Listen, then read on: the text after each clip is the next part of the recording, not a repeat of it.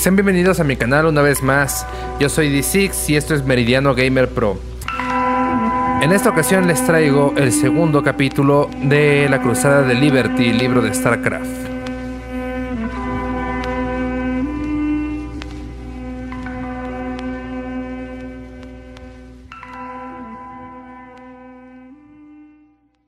Capítulo 2.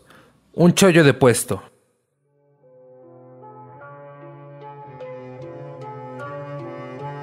El servicio en el ejército, para todos aquellos que no hayan tenido la suerte de experimentarlo de primera mano, consiste en largos periodos de aburrimiento rotos por amenazas enloquecedoras para la vida y la cordura.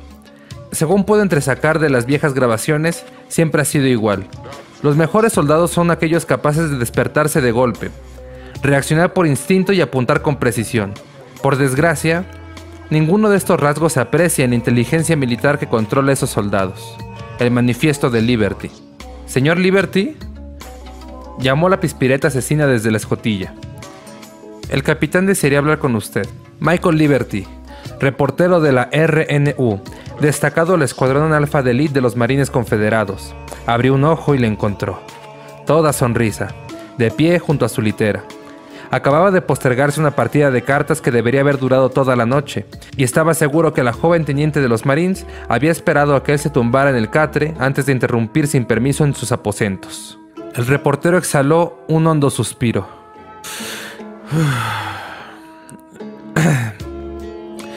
¿Espera el coronel Duke que me apersone de inmediato? No, señor, repuso la asesina, subrayando sus palabras con un sangoloteo de la cabeza. Dijo que acudiera en cuanto le fuera posible. Vale.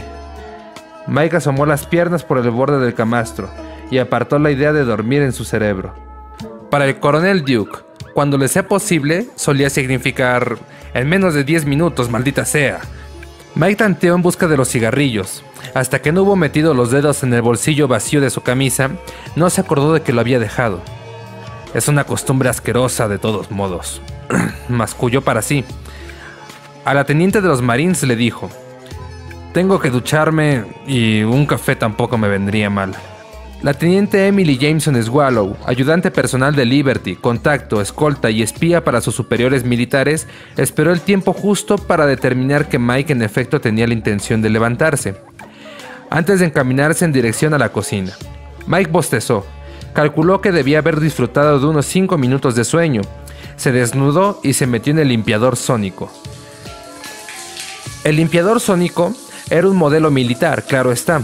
Esto significa que su diseño era parecido al de esos reactores de alta presión que arrancaban la carne de los huesos en los mataderos. Mike se había acostumbrado a él durante el transcurso de los últimos 3 meses. A lo largo de los últimos 3 meses, Mike Liberty se había acostumbrado a un montón de cosas. Handy Anderson había sido fiel a su palabra. El puesto era muy lujoso, tanto como podía serlo un destacamento militar.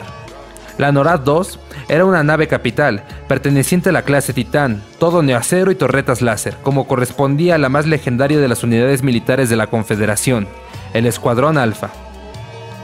La misión principal del Escuadrón Alfa era la caza de rebeldes, en particular, los Hijos de Coral, un grupo revolucionario a las órdenes del sargento terrorista Arturus Mengs. Por desgracia, los hijos no aparecían nunca donde se suponía que deberían de estar, y el NORAD 2 y su galardonada tripulación pasaban mucho tiempo paseando la bandera. Una cruz diagonal, cuajada de estrellas blancas sobre el fondo rojo, recuerdo de una leyenda de la antigua tierra, y manteniendo a raya a los gobiernos coloniales locales.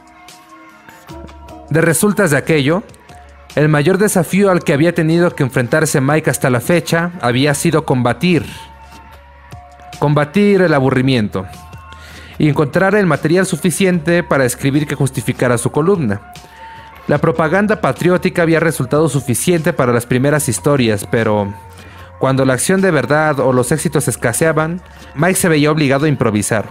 Un poco de coronel Edmund Duke para empezar, algo de carnaza del interés humano, cortesía de la bien untada tripulación, una pizca de las penalidades que padecían los resocializados neuronalmente, que Anderson siempre suavizaba, por decencia, explicaba el propio Handy, Todo ello salpimentado con algo de colorido local de los diversos planetas. Lo suficiente para recordarle a todo el mundo, a Handy Anderson en particular, que seguía con vida y que esperaba que le fueran ingresando la paga en su cuenta con regularidad. Luego estaba la larga entrega de 2 capítulos acerca de las excelencias de los acorazados clase Titán, historia que los censores del ejército habían reducido a unos cuantos párrafos. Secretos militares, le habían explicado. Como si los hijos de Cora no supieran lo que tenemos a estas alturas, pensó Mike, mientras se ponía los calzoncillos y buscaba una camisa y unos pantalones algo menos arrugados. En su taquilla pendía un flamante abrigo de viaje, regalo de despedida por parte de los muchachos de la oficina. Se trataba de un largo guardapolvo que le confería el aspecto de un ciudadano del antiguo oeste. Al parecer, los colegas habían decidido que, ya que Mike se iba con fines interplanetarios, lo menos que podía hacer era aparentar. Se puso unos pantalones cualesquiera. Casi al mismo tiempo, Swallow apareció con una cafetera y una taza, que llenó mientras Mike se abotonaba la camisa. El brebaje era receta militar 100%, recién hecho hervido. Ideal para verterlo sobre los aldeanos que atacaran el castillo de la familia. El café era otra de las cosas a las que había tenido que acostumbrarse. Asimismo, disfrutaba de 3 metros cuadrados, de tiempo de sobra para escribir sus columnas y de un grado de intimidad variable. También de un grupo de compañeros de póker siempre lleno de caras nuevas, todos ellos con el dominador común de ser jóvenes, no tener dónde gastar sus nóminas y ser incapaces de tirarse un farol aunque les fuese la vida en ello. Incluso había llegado a acostumbrarse la teniente Swallow. Si bien su eterna actitud positiva la había molestado al principio, se esperaba una especie de escolta, desde luego, un soldado que mirase por encima de su hombro mientras escribía y se asegurase de que no cometía ninguna estupidez, como tirar el lápiz a los anillos de torsión.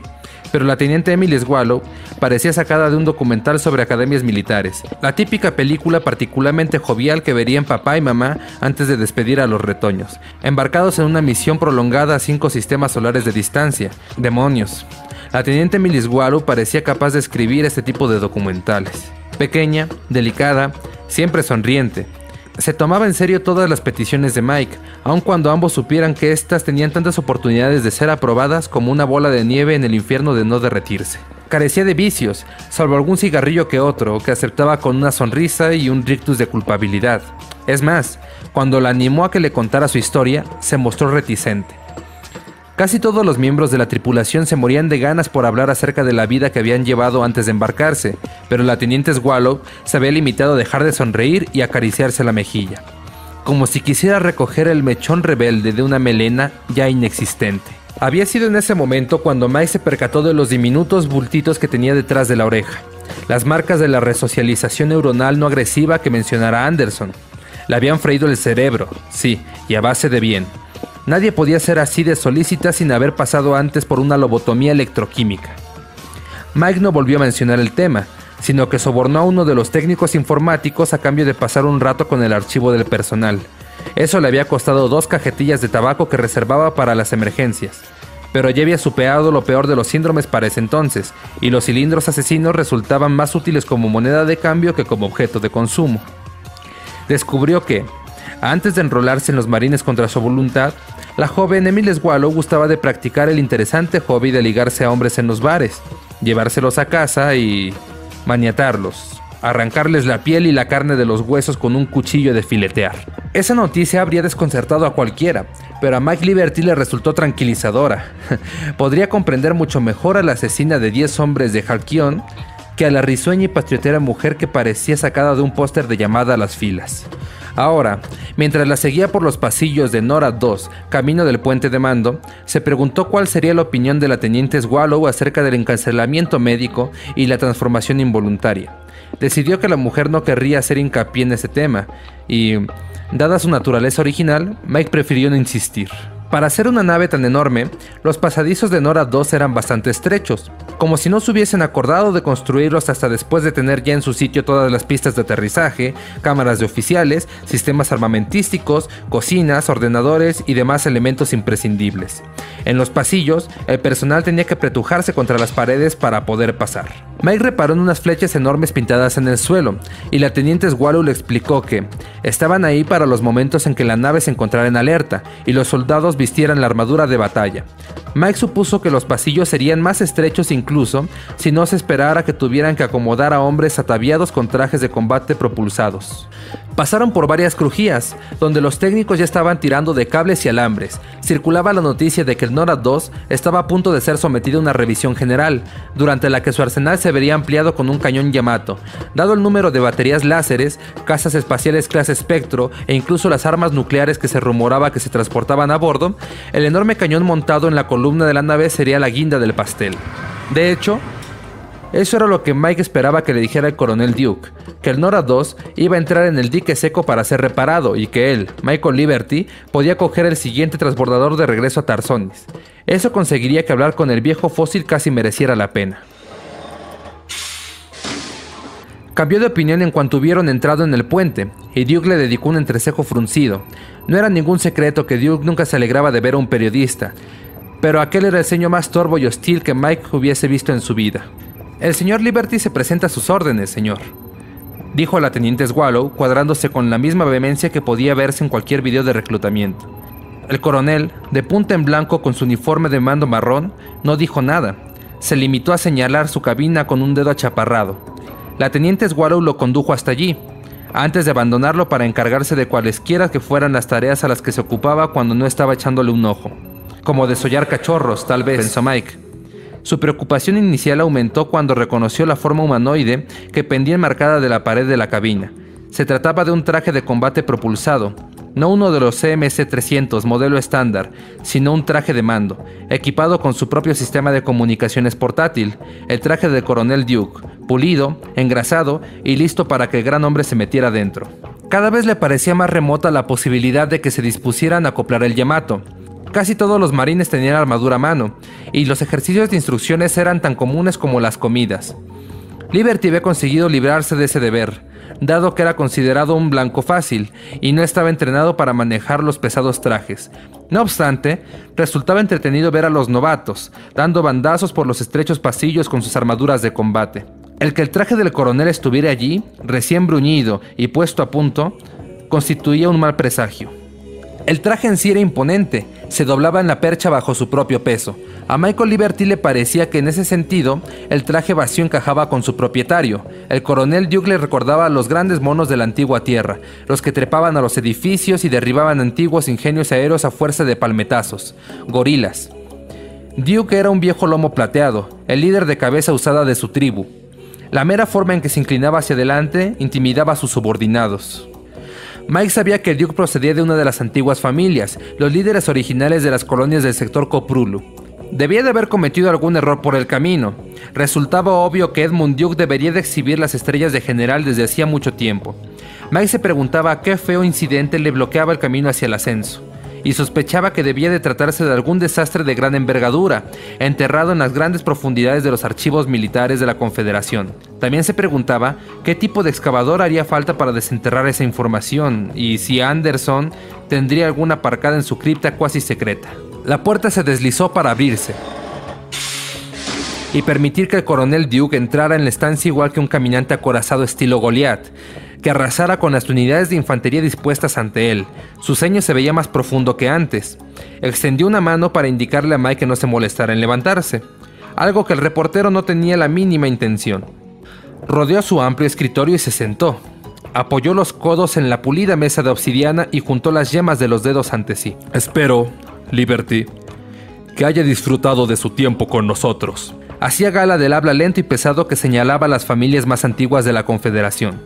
Mike, que no había venido preparado para mantener una conversación intrascendente, consiguió tartamudear una respuesta afirmativa. «Me temo que eso se va a acabar», continuó el coronel.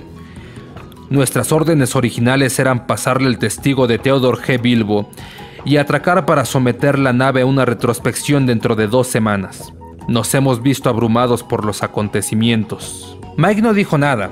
Había asistido a las suficientes sesiones informativas a lo largo de los años, incluso como civil, como para saber que no debía intervenir hasta que tuviese que decir algo que mereciera la pena la interrupción. «Vamos a corregir nuestra ruta hacia el sistema de Mar Sara. Me temo que está en el quinto pino, en medio de ninguna parte. La Confederación tiene 2 mundos colonia allí, Mar Sara y Chau Sara. Se trata de una patrulla intensiva, muy lejos de nuestros parámetros de misión iniciales». Mike se limitó a sentir con la cabeza. El coronel estaba dándole vueltas al tema. Se comportaba igual que un perro con un hueso de pollo atascado en la garganta. Le había costado tragarlo y ahora le estaba costando escupirlo. Esperó.